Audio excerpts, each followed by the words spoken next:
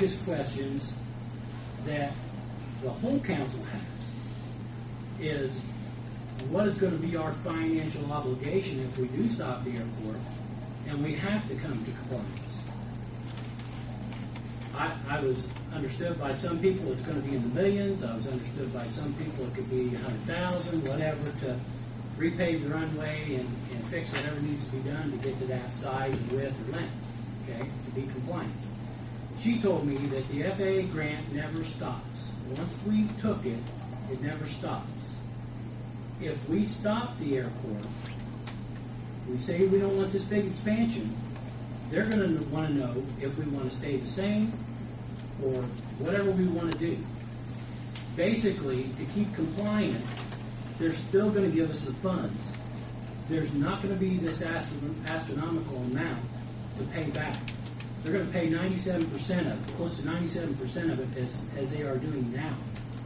So that was a big relief to me when I heard that there wasn't going to be this big pie in the sky astronomical figure that we were going to have to do if we had to stay in compliance. They were going to help us stay in compliance by feeding us those grants still today.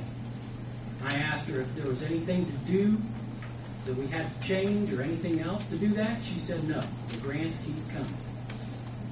It's our decision whether we want to expand this thing as big as they're doing now or if we want to keep it the same. They're just going to say, if you're going to keep it the same, then here's what you got to do to be compliant.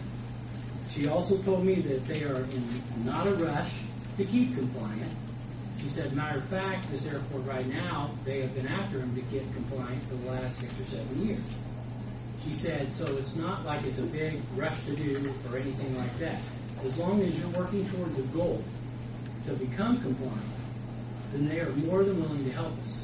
So I tried to dispel it again. I said, so let's say we stopped it today, and let's say we wanted to keep the airport the way it was, and then you told us that due to some of the flights coming in, we would have to widen it by 20 feet and lengthen it by 100. I said, what is our next step? She said, basically, you apply for another grant to widen it by 20 feet and lengthen it by 100 feet, and they'll pay up to 97% or close to that to the cost, just like they're doing today. So she told me there was no big figure coming out of anywhere that we would have to pay back. The only time we would have to pay back is if we became non-compliant for such a long time, or if the airport closed. Basically, she said, point blank, if the airport closed, that's when we would have to pay something back. As far as bringing it in compliance.